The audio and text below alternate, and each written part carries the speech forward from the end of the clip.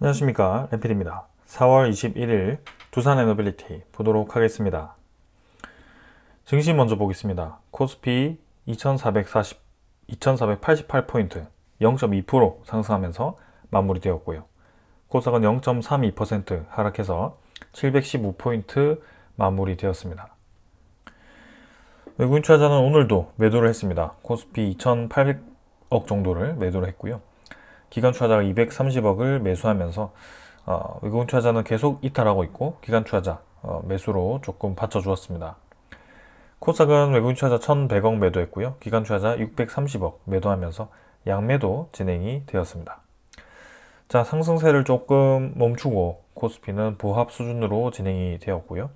그동안 열심히 반등을 했던 그런 상황에서 상승폭이 점점 좀 줄어드는 모습입니다.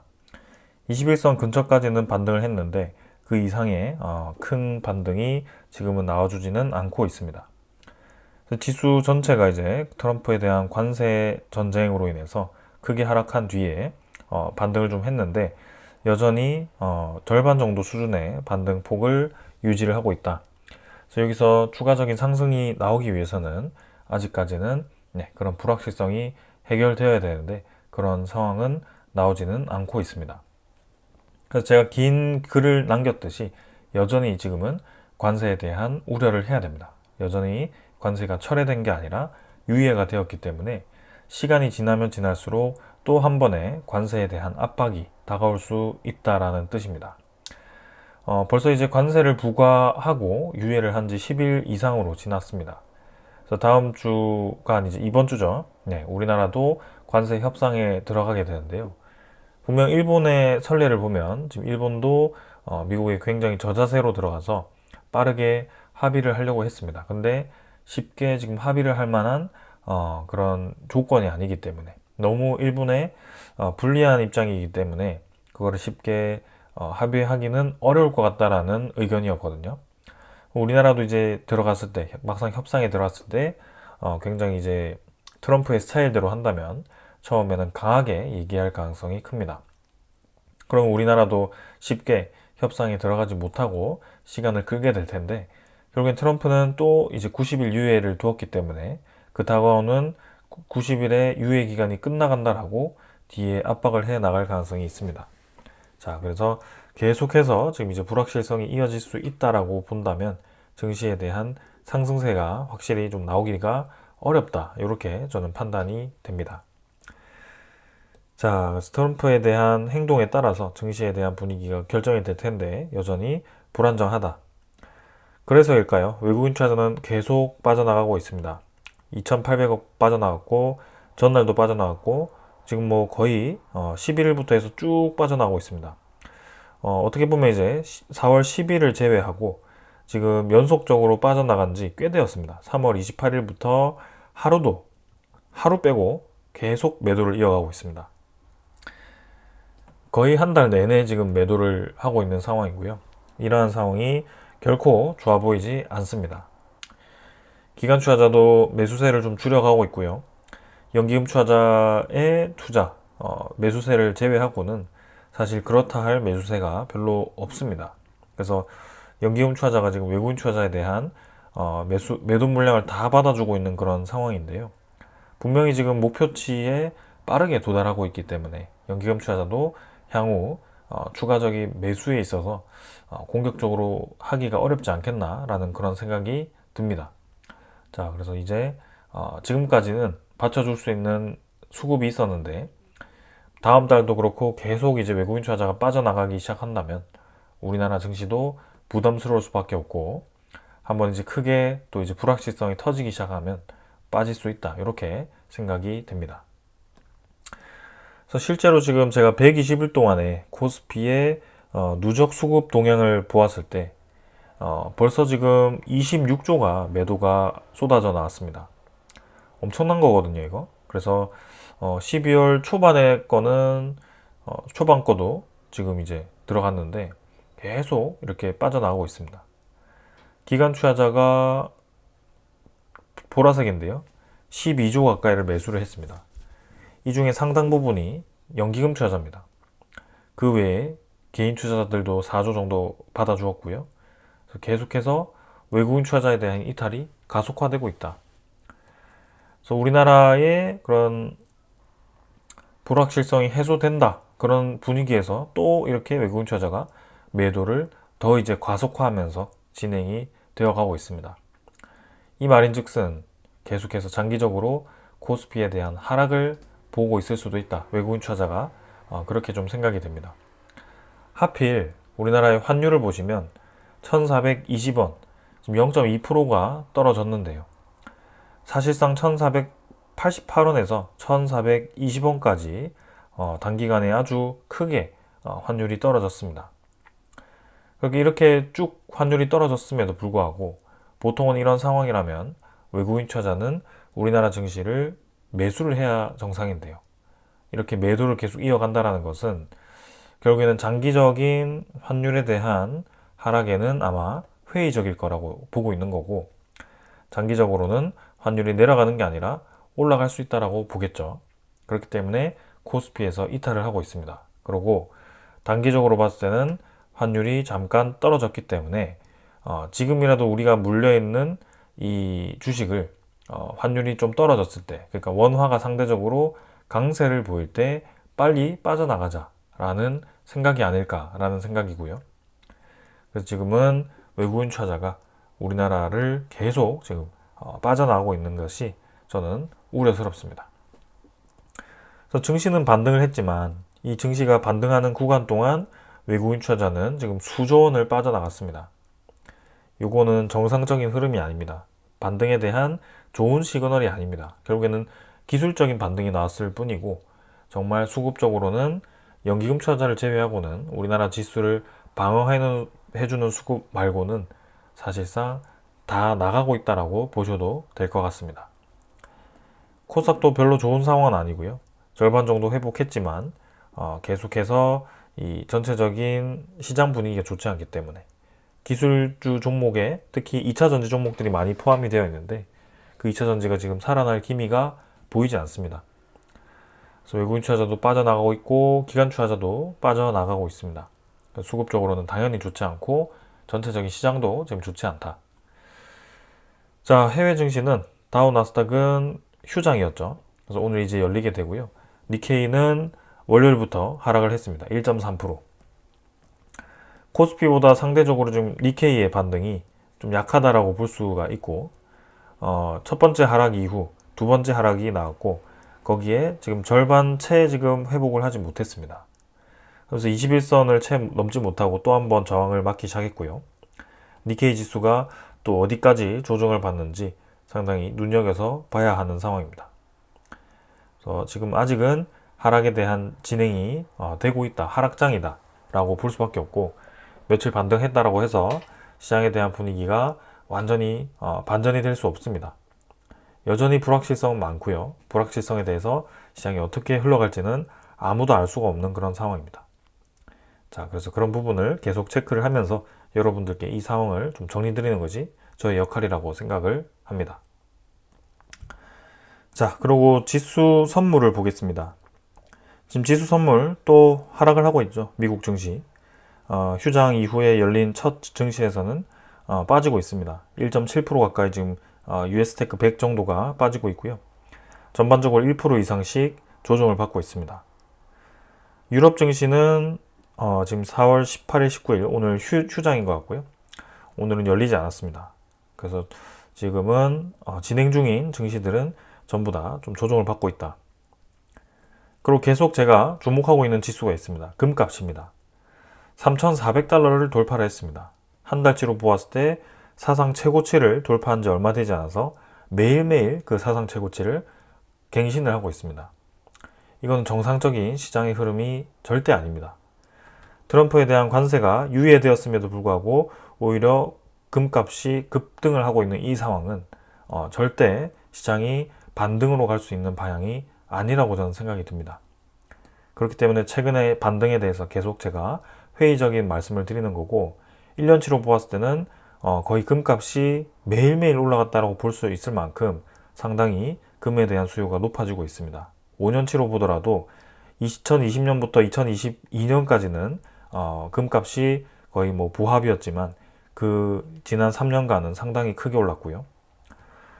이렇게까지 금값이 올라간 그 이력이 그렇게 많지 않습니다. 그래서 경제적인 위기 전에 금값에 대한 급등이 있었던 만큼 거기에 대해서 우리가 상당히 이 현재 이 금값에 대한 상승을 좀 조심스럽게 쳐다봐야 된다라는 생각이 듭니다. 분명히 지금 시장에 돈이 많기 때문에 금으로에 대한 수요가 훨씬 많아질 수도 있고 이렇게 상승이 좀 가파를 수도 있겠지만 그렇게까지 사람들이 금에 대한 수요를 높이는 이유가 무엇일까에 대해서 생각할 수밖에 없습니다. 사상 최고치임에도 금값이 이렇게 올라가는 이유가 무엇일까 생각할 수밖에 없는 그런 상황이다라고 말씀을 드리겠습니다. 그러면서 국제유가는 다시 떨어지고 있는 상황이고요. 최근에 뭐 국제유가가 쭉 떨어졌다가 반등했다가 뭐 이런 식으로 계속 반복을 하고 있습니다. 그래서 유가는 좀 하락을 하고 있고 천연가스는 최근에 많이 하락을 했습니다. 3.2달러 수준으로 지금 떨어졌고요. 4달러를 넘다가 가스는 많이 안정화가 된 상황입니다.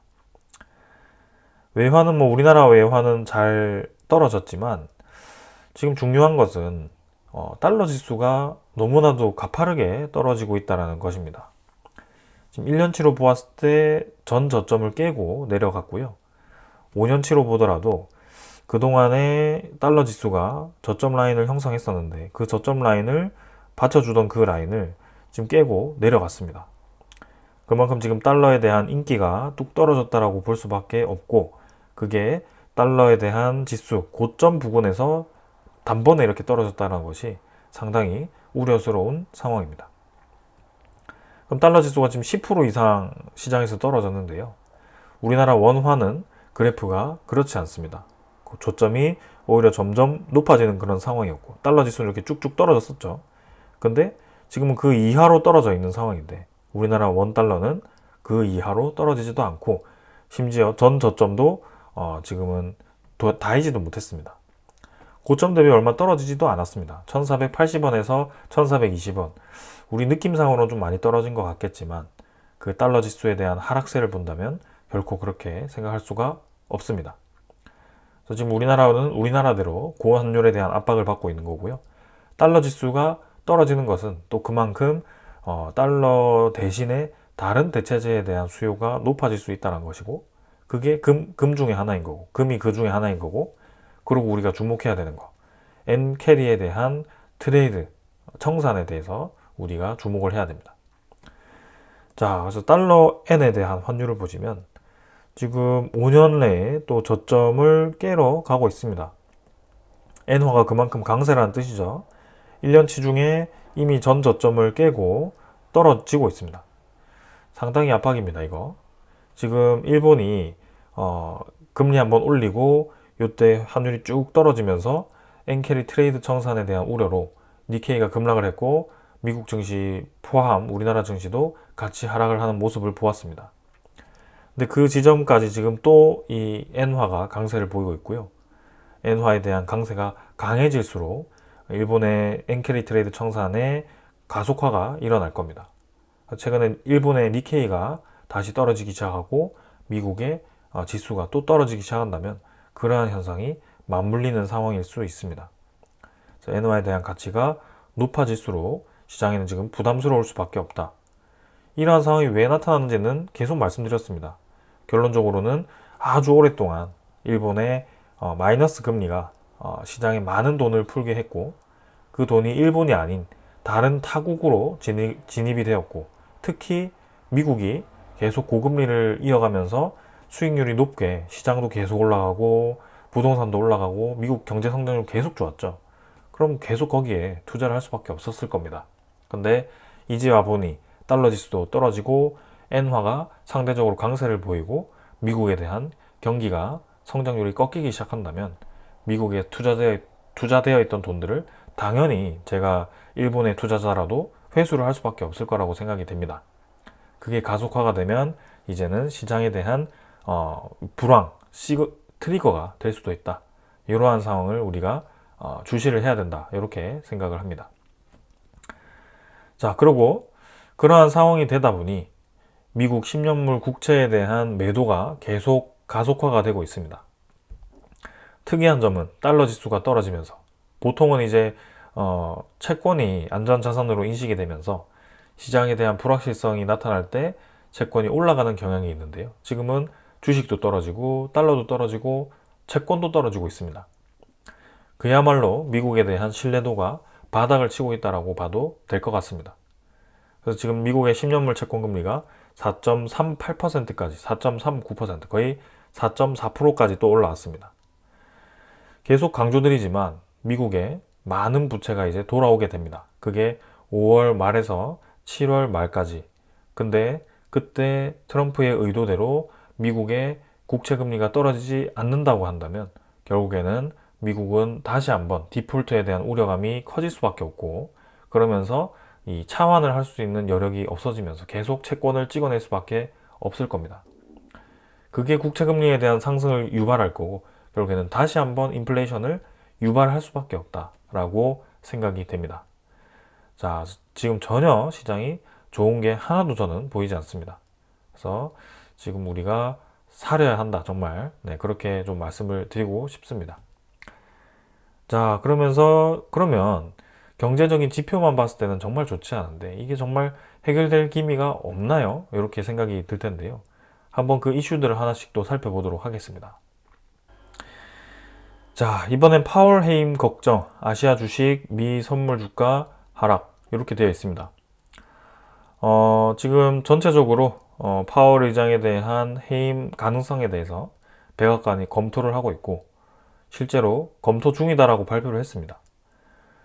해임을 할 수 있을지 없을지 모르겠지만 트럼프가 위험한 생각을 가지고 있다. 시장에 대한 인플레이션 재발에 대해서 파월 의장이 아주 보수적으로 아주 안정적으로 운영을 하고자 하는 그 상황을 깨버리고 본인의 뜻대로 금리를 인하시키고 싶어 합니다. 빠르게.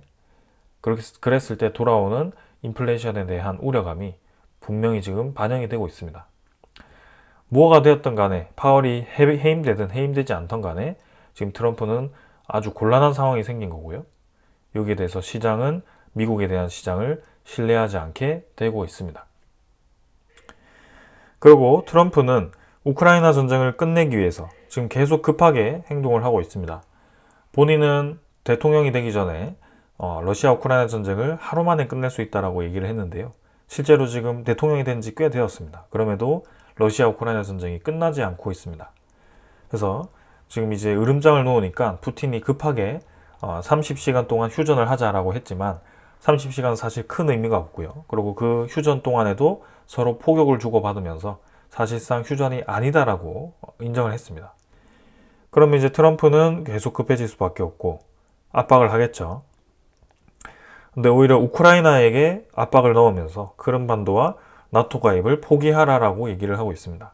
일주일 내에 결단을 해라. 이거 자체가 지금 동맹국에게 주는 아주 좋지 않은 시그널이 될 수 있습니다. 미국의 이득을 위해서 결국에는 전쟁을 끝내야만 본인의 물가를 내릴 수 있기 때문에 이렇게 급하게 서두르는 걸 수도 있는데요.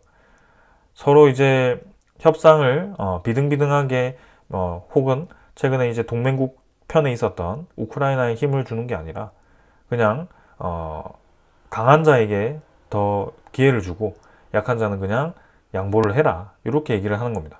철저하게 기회주의자적인 대응을 하고 있는 겁니다. 그래서 지금은 점점 이제 미국에 대한 신뢰도가 떨어지고 있는 그런 상황이고 그게 시장의 이 채권 매도와 그 다음에 달러에 대한 지수 하락으로 나타나고 있다라고 생각이 됩니다. 그러면서 미국의 관세는 계속 진행되고 있습니다. 근데 거의 이제 중국과는 무역이 단절되는 그런 분위기거든요. 근데 중국은 대체 국가를 찾아서 그걸 수출하려고 하고요. 그리고 중국이라는 국가는 수출 대비해서 내수 시장이 굉장히 큽니다. 그래서 그 내수를 통해서 버틸 수가 있는 상황인데 미국 같은 경우는 그 물품들이 이제 수입이 되지 않은 상황에서 대체 국가를 찾게 되면 사실상 이제 아주 값싼 덤핑 수준의 물품에서 이제 다른 국가의 물품을 대체를 하면 그 자체가 이제 물가가 올라가게 됩니다. 근데 바이든 대통령에서 트럼프 대통령으로 전환된 가장 큰 이유 중에 하나는 미국의 물가 상승률을 잡지 못했기 때문이었고요. 트럼프는 그걸 잡기 위해서 노력을 하지만 결코 지금 그런 상황으로 가지 않고 있습니다. 그래서 미국 중소기업들이 관세 비용에 가격을 반영하기 시작했고 요게 이제 물가 상승 요인으로 작용할 가능성이 크다라고 보고 있습니다. 이게 점점 길어지면 길어질수록 미국의 인플레이션 압박은 커질 거고요. 금리를 내릴 수가 없겠죠. 나중에는 오히려 금리를 다시 올려서 5.5% 전고점보다 더 높이 올려야 되는 그런 상황이 생길 수도 있습니다. 실제로 1900년대에 그런 상황이 있었습니다. 그래서 그것을 우리는 간과해서는 안 되는 그런 상황입니다. 그리고 미국과 중국이 뭐 트럼프의 얘기로는 3, 4주 안에 타결하겠다 이렇게 얘기를 했지만 그 사람은 사실 뭐 얘기한 거를 지킨 적이 없는 사람입니다. 근데 지금 이제 중국과 미국이 계속 신경전을 벌이는 그런 상황 속에 중국이 일방적으로 미국에게만 보복을 했죠. 근데 지금은 협조적인 국가, 동맹 국가에게도 보복을 할 수 있다라는 예고를 했습니다.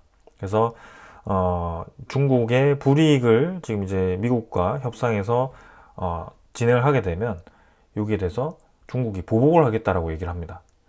그러니까 요거는 단기간에 중국이 미국과 협상하지 않겠다라고 얘기를 하는 거고 중국도 장기전으로 해볼만 하겠다라고 판단을 한 것으로 저는 판단이 됩니다.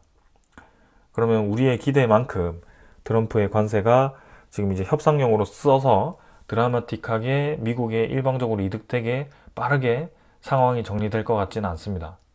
결국에는 항전할 대로 항전하고 시장의 물가는 오를 대로 오르고 트럼프가 결국에는 불리한 방향으로 갈 수밖에 없을 겁니다. 결국에는 트럼프도 선거를 생각할 수밖에 없을 거고요. 내년에는 중간 선거가 있을 겁니다. 그 전에 승부를 봐야 되는데 점점 이제 내년이 다가올수록 많은 국가들이 이제 생각할 겁니다. 이 트럼프에 대한 임기는 정해져 있고 우리가 미국과 협상해서 그것을 본격적으로 퍼포먼스를 내는 것은 그 트럼프 임기 이후이기 때문에 지금 당장 우리가 무리하게 협상할 필요가 없겠구나 라고 생각할 겁니다. 그러면 트럼프는 더 강하게 나올 가능성도 있고요. 아니면 한 수 접으면 좋겠지만 그렇게 될지 사실 저도 잘 모르겠습니다. 근데 지금은 그러한 아주 불확실성에 있다. 그러면서 미국의 채권에 대한 그런 이 부채를 해결해야 되는데 그게 해결되지 않고 있다. 그러니까 저는 5월, 6월, 7월, 8월 계속해서 불확실성이 쌓여갈 것으로 예상이 되고 그게 정말 이제 트리거가 당겨질까 말까 한 아슬아슬한 그런 상황이 이어질 거라고 보고 있기 때문에 계속 좀 이렇게 시장에 대한 분석을 길게 말씀을 드리고 있는 겁니다. 자, 그래서 오늘도 상당히 길었는데요. 여러분들께 좀 많이 도움이 되셨으면 좋겠고 여기에 관심이 좀 없으신 분들도 있겠지만 제가 진심 어린 조언으로 이 시장에 대한 흐름, 시장에 대한 그런 큰 사이클을 이해하기 시작한다면 매 사이클마다 여러분들께 기회가 오게 될 겁니다. 그래서 그런 투자에 대한 개념을 근본적으로 접근하셨으면 좋겠고 네, 이렇게 좀 오늘도 마무리를 하고 종목으로 넘어가도록 하겠습니다. 두산에너빌리티 보겠습니다. 오늘 100원 상승했고요. 0.4% 상승해서 26,050원으로 마무리가 되었습니다. 자, 오늘도 장 초반에는 강하게 상승을 이어갔습니다. 그러나 후반에서 조금 이제 밀리면서 마이너스로 빠졌다가 마지막에 거의 보합 수준으로 마무리가 되었고요. 전체적인 코스피 시장이 여전히 오늘은 큰 움직임 없이 좀 재미없게 진행이 되면서 비슷한 움직임을 보였던 것 같습니다. 두산에너빌리티 제외 같은 테마들은 한전기술을 제외하고는 좀 보합 수준으로 마무리가 되었고요. 좀 쉬어가는 그런 상황이었습니다. 일별 거래는 560만 주로 진행이 되었고요. 전날보다는 좀 줄었고 계속해서 상승 폭을 이어가면서 꾸준히 지금 강세를 보이고 있습니다. 확실히 두산에너빌리티는 코스피 대비해서는 아주 강한 모습을 보이고 있습니다. 코스피는 하락폭 대비해서 절반 수준밖에 회복을 하지 못했는데요. 두산에너빌리티는 이제 맥쿼리에 대한 리포트라든지 그런 좋은 전망에 대한 소식과 함께 추가적인 상승을 보였습니다. 자, 그러나 분명한 것은 이전에 상승을 이어가던 그 거래량 대비해서는 확실히 힘이 좀 부족한 그런 느낌이 들고 있고요. 일방적인 매수에 의해서 올라가기보다는 매수 매도가 계속해서 나타나고 있다는 상황이 보입니다. 그래서 누군가는 지금 상승을 하는 중에 매도를 하고 있는 그런 상황이 나오고 있고요. 특히 코스피가 반등할 때도 우리나라 증시에서 코스피 외국인 투자자가 아주 많은 매도를 했습니다. 근데 두산에너빌리티도 비슷한 상황이 지금 나타나고 있고요. 두산에너빌리티가 좋지 않아서 그렇게 매도한 게 아니라고 저는 생각이 듭니다. 근데 전체적인 시장에서 외국인 투자자가 코스피가 올라가는 중에 빠져나가고 있습니다. 아까도 말씀드렸다시피 코스피의 120일 동안의 수급을 보면 외국인 투자자가 29조가 빠져나갔습니다. 그만큼 지금 코스피에 외국인 투자자가 좋지 않게 보고 빠져나가고 있습니다. 장기적으로. 그런 상황 속에 계속 이 코스피에 대한 상승을 기대하기는 쉽지 않다라는 그런 생각이 좀 들고요.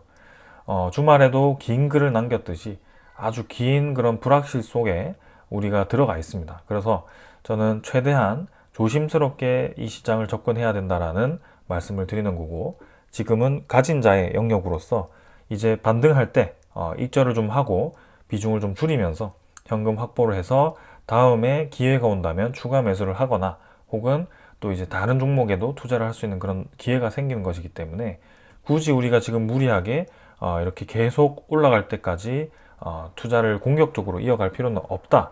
이렇게 말씀을 드리는 겁니다. 그래서 그런 입장에서 좀 말씀을 좀 드렸던 거고요.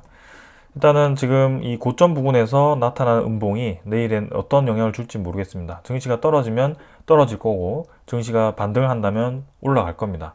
근데 저는 증시가 올라가기보다 떨어질 거라고 지금 보고 있기 때문에 같이 떨어진다면 같이 떨어질 겁니다. 네, 그렇게 좀 이해를 하시면 되겠습니다. 투자 수급을 보면 외국인 투자자는 오늘도 빠져나갔고요. 이거는 코스피에 대한 흐름과 유사하게 흘러가고 있다. 65만 주 빠졌고, 그 다음 기관 투자자도 매수세를 좀 줄였습니다. 금융투자 매도로 전환했고요. 연기금 투자자도 마찬가지 매도로 전환을 했습니다. 오늘 특이하게 이제 사모펀드에서 매수를 좀 해주었는데요. 사실 저는 사모펀드와 이 투시는 별로 믿지 않는 수급입니다. 단기적인 수익을 노리고 언제든지 빠져나가는 그런 수급이기 때문에 웨스팅하우스에 대한 이슈가 나왔을 때마다 아주 급격하게 매도를 하면서 주가를 찍어 눌렸던 수급이기 때문에 절대 저는 저 수급을 믿지 않습니다. 특히 저 그래프를 그렸던 수급은 이때 매도를 주로 이끌어 나갔던 수급이기 때문에 지금도 사실상 매도를 한다면 충분히 매도를 할 수 있지 장기적인 상승에는 도움이 되지 않는 수급이다. 그래서 조금 더 조심스럽게 이 상황을 지켜볼 필요가 있겠다라는 말씀을 좀 드립니다. 그리고 공매도 잔고 한번 살펴보겠습니다. 잔고는 10만 주 비슷하게 흘러가고 있고요. 좀 상당히 특이한 것은 이 공매도 잔고라는 것이 매일매일 이 거래량이 나타나는데도 불구하고 실제로 이 잔고가 바뀌지 않고 있습니다. 여기에 대해서 조금 의아한 그런 상황이고요. 이 공매도 잔고가 이제 늘어나기 시작하는지 계속 체크를 해 보겠습니다. 일단은 뭐 계속 비슷하게 유지를 하면서 움직이지 않는 그런 상황이고요. 미국의 선물 지표가 떨어지면서 지금 이제 시간 외 거래도 조금 하락을 하는 상황이고요. 내일도 지수가 떨어지면 같이 하락할 확률이 높습니다. 그렇기 때문에 시장의 안정성이 찾아오기 전까지는 계속 이렇게 올랐다 떨어졌다가를 반복할 가능성도 있습니다. 그런 상황을 좀 충분히 이해를 하시고 투자를 하셨으면 좋겠습니다. 그리고 이제 두산에너빌리티 대차 잔고도 한번 살펴보겠습니다. 대차 잔고는 지금 체결이 10만 주, 그 다음에 상환이 21만 주 정도로 진행이 되었고요. 전날도 이제 상환이 좀 많이 나오면서 최근에 늘어났던 부분이 좀 줄기 시작합니다. 2,300만 주고요. 그래도 여전히 뭐 많은 수준이다. 요건 이제 그래프로 보여드릴 수가 있습니다. 두산에너빌리티의 수급을 보시면 대차 잔고의 그래프를 볼 수가 있습니다. 실제로 이제 39,000원 고점을 찍었을 때부터 대차 잔고가 올라가기 시작합니다. 그죠? 그러면서 주가가 반등을 할 때 대차 잔고가 살짝 줄었죠. 이 흐름이 상당히 주가의 흐름과 비슷하게 흘러갑니다. 그러나 지금 이전에 두산에너빌리티가 39,000원으로 고점을 찍으러 갈 때 대차 잔고가 낮게 유지되던 것과는 다르게 지금은 확실히 높은 수준인 것은 사실입니다. 이 부분도 계속 수량을 체크를 해보겠습니다. 자, 그리고 종목 상세를 보시면 오늘도 외국인 투자자는 당일 물량이 51만 주로 매도가 나왔고요. 전날도 18만 주 매도로 잡혀서 지금 23.5%까지 외인 지분이 줄었습니다. 자, 외국인 투자자 지분이 뭐 0. 몇 프로, 0.5% 이렇게 주는 게 별로 중요하진 않습니다. 그러나 확실히 추세상으로 봤을 때 외국인 투자자가 코스피에서 장기적으로 빠져나가고 있는 것도 사실이고, 두산 에너빌리티가 고점을 찍기 시작했을 때부터 비중을 줄이기 시작한 것도 확실해 보입니다. 이게 이제 향후 어떤 영향을 줄지 모르겠지만, 누군가는 지금 이제 향후 불확실에 대해서 대비를 할 거고, 누군가는 무덤덤하게 투자를 이어갈 겁니다. 뭐 거기에 대해서는 어떤 방법이 맞다라고 저는 설명드리진 않을 거고요. 제가 추천드리고 싶은 것은 당연히 첫 번째 방법입니다. 불확실성을 최대한 대비를 하자라는 상황이고, 실제로 저도 그렇게 이행을 하고 있습니다. 네, 그렇게 좀 따라와 주시면 좋을 것 같고요. 기술적 부분은 이 정도로 좀 설명을 드리고, 네, 종목에 대한 설명 또 소식들 또 설명을 드리겠습니다. 그래도 이제 시장은 좋지 않지만 우리나라 아시아 시장에서도 베트남 시장이 아주 크게 지금 전력 시장이 열리게 되는 것 같고요.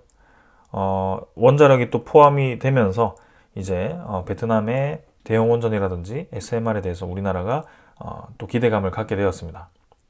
그러나 베트남이라는 시장은 온전히 한국과 미국, 일본에 유리한 시장은 아닙니다. 중국에도 열려 있고요. 러시아에도 열려 있기 때문에 우리나라가 또 치열하게 그런 쟁탈전을 펼쳐야 되는 상황이고요.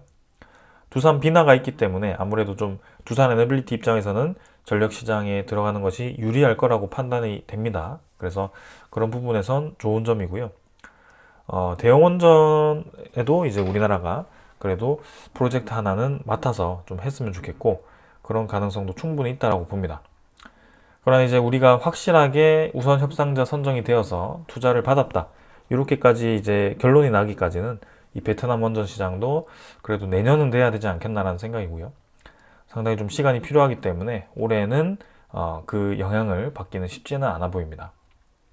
그리고 그 이외에 제2원전이라고 하던 폴란드 원전도 최근에는 추가적인 소식이 크게는 없고요.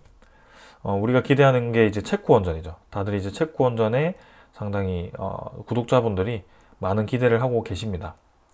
근데 여기에 대해서 제가 하고 싶은 말은, 체코 원전은 이미 우선 협상자 대상자일 때 그때 이제 한번 쭉 올랐었죠. 근데 웨스팅하우스에 대한 소송전으로 쭉 한번 떨어졌습니다. 그리고 다시 한번 웨스팅하우스에 합의를 하면서 주가가 또 올라가기 시작했고, 그게 이제 우리나라 정치적인 상황으로 쭉 떨어졌다가 올라가면서 그래도 39,000원까지 찍었죠. 아무튼 그런 상황이 지금 체코 원전은 거의 100% 수주한다라는 가정하에 진행이 되었다라고 저는 생각이 되고요. 오히려 실망스러울 수도 있겠지만 체코 원전이 본계약을 하더라도 우리의 기대만큼 올라가지 않을 수도 있습니다. 이미 두기는 따놓은 거라고 생각하기 때문이죠. 그래서 시장에서 중요한 거는 두기가 아니라 두기 플러스 알파가 중요한 겁니다. 그래서 테멜린에 대한 언급이 있던지 아니면 제3의 국가에 대해서 또 수주를 해야 되는 그런 상황이 나와야 된다라고 저는 생각이 들고요. 그게 최근에는 원래 이제 제2, 3이 이제 또 폴란드였는데요. 그게 조금 사그라들었고, 지금 두산 에너빌리티 입장에서는 우리나라가 또 대형 원전을 K 컨소시엄이 수주를 한다, 여기에 큰 기대를 걸기보다는 사실상 이제 웨스팅하우스가 진행하고 있는 그런 수주권들을 현대건설과 함께 또 들어가서 기자재를 직접 수주하는 그런 것들을 우리가 좀 기대를 해야 되지 않겠나라는 생각입니다.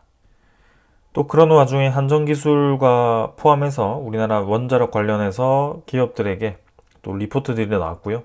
해외 수주 확대와 SMR 성장성 가시화가 기대되면서 목표 주가를 높였습니다.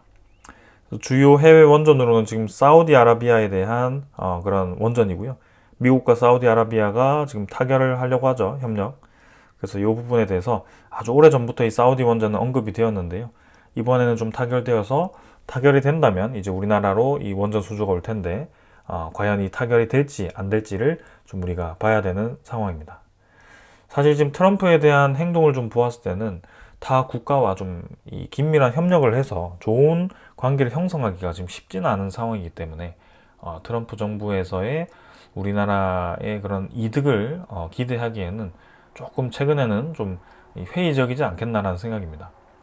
오히려 뭔가를 크게 내줘야지 본인의 사업을 내줄 것 같은 그런 상황이기 때문에 두산 에너빌리티가 이득을 보기 위해서는 미국의 큰 전력 시장을 우리가 차지를 해야 되는데 그걸 공짜로 주진 않을 것 같거든요.